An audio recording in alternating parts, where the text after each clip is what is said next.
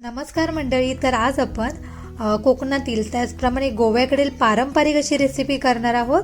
तर ती म्हणजे पातोळी. पातोळी जो हा पदार्थ जो आहे तो अतिशय पौष्टिक त्याचप्रमाणे चवीला गोड असा असणारा आहे.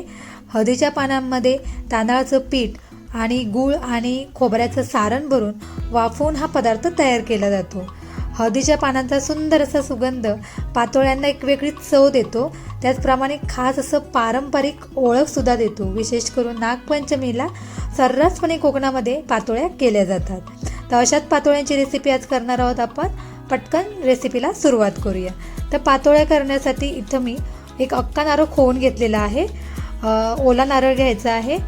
तर वाटीने मोजायचं तर 2 वाटी इथं ओलं खोबरं घेतलेलं आहे. सेम त्याच वाटीने इथं 1 वाटी गूळ घेतलेला आहे बारीक चिरून. आता हे गूळ आणि खोबरं व्यवस्थित असं आपल्याला गरम करून घ्यायचं आहे.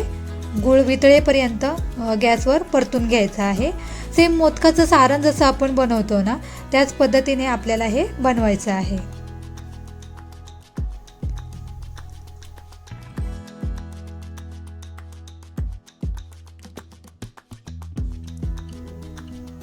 तर इथं बघू शकता सारण आपलं बनत आलेलं आहे.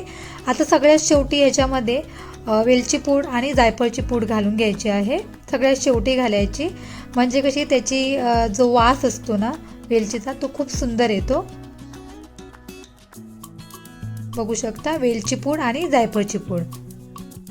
आता हे सगळे पदार्थ व्यवस्थित मिक्स करून घ्यायचे.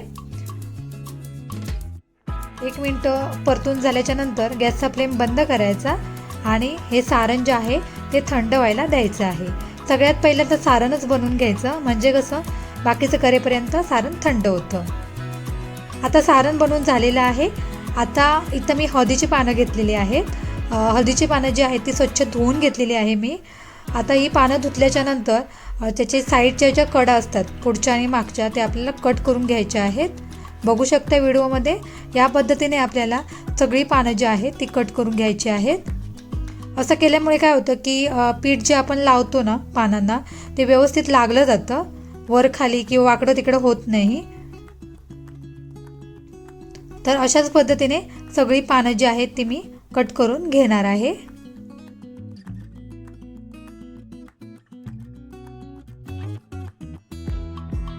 तर पानंसुद्धा कट करून झालेली आहेत. आता आपण तांदळाच्या पिठाची उकड काढून घेणार आहोत. त्याच्यासाठी इथं मी गॅसवर कढई ठेवलेली आहे. कढईमध्ये 2 वाटी पाणी घालून घ्यायचं. पाणी चांगलं असं गरम व्हायला द्यायचं आहे. आता पाण्यातच आपल्याला मीठ घालून घ्यायचं आहे. चवीनुसार मीठ टाकून घ्यायचं. जास्त असं मीठ घालू नका.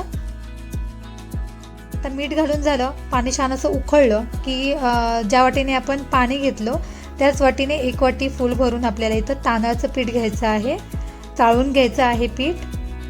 थोडं थोडं करून पीठ जे आहे ते ह्या पाण्यामध्ये घालून घ्यायचं आणि लागलीच आपल्याला हे पीठ जे आहे ते चमच्याने मिक्स करून घ्यायचं. नाहीतर ह्याच्यामध्ये पिठाच्या गुठळ्या तयार होतील. व्यवस्थित पटापट मिक्स करून घ्यायचं. बघू शकता इथं लक्षात घ्या तुमच्याकडे जे तांदळाचं पीठ आहे ना ते समजा खूप असं बारीक दळलेलं असेल एकदम बारीक दळलेलं तर इथं पाण्याचं प्रमाण कमी करायचं आहे. 2 वाटीच्या जागी तुम्ही 1.5 वाटी पाणी घ्यायचं आहे. आणि समजा तांदळाचं पीठ एकदम असं जाडसर वगैरे दळलेलं असेल ना तर 2 वाटी पाण्यामध्ये परफेक्ट असं आपलं पीठ जे आहे ते व्यवस्थित भिजून येतं.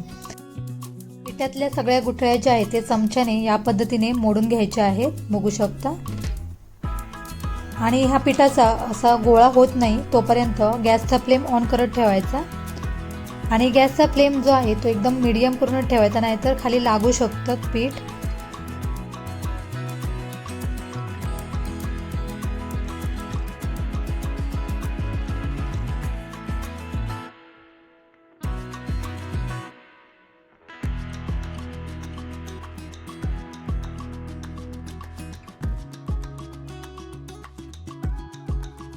तर इथं पीठ आपलं झालेलं आहे. बघू शकता छान असा गोळा पण त्याचा बनत आलेला आहे. आता गॅसचा फ्लेम बंद करून घ्यायचा आणि हे गरम गरमच पीठ एका परातीमध्ये काढून घ्यायचं आहे.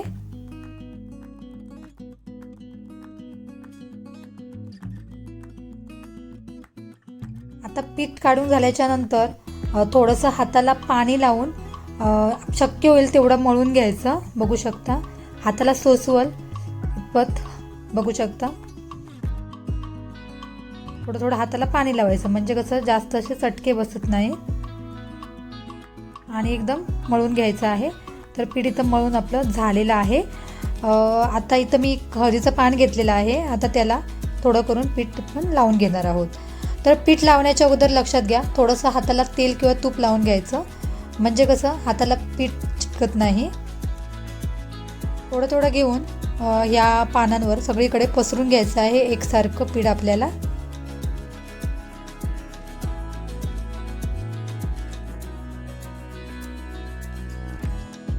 आता पसरताना थोडासा पाण्याचा हात लावायचा म्हणजे कसं पटपट पसरलं जातं. बघू शकता व्हिडिओमध्ये.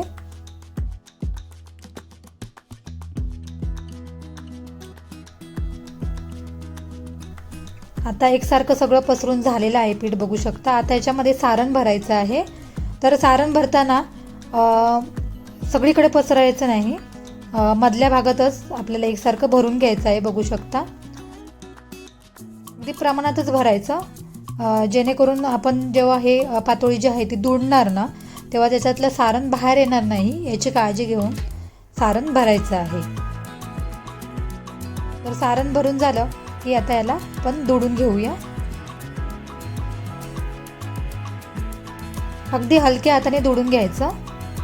बघू शकता व्हिडिओमध्ये.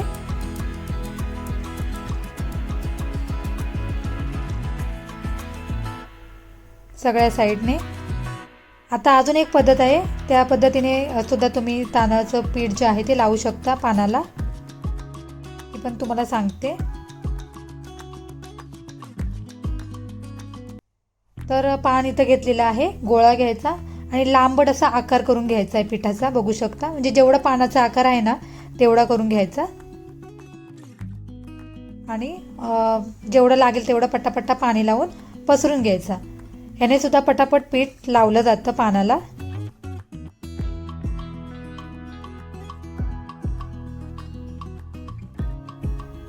सेम त्याच पद्धतीने सारण भरून घ्यायचं आणि हलक्या हाताने दुडून घ्यायचं आहे. आणि अशाच पद्धतीने सगळ्या पातोळ्या ज्या आहेत त्या भरून इथं मी घेणार आहे. बघू शकता. समजा तुमच्याकडे पान जे आहे ते खूप मोठं असेल तर एकाचे 2 तुकडे केले तरी चालतील.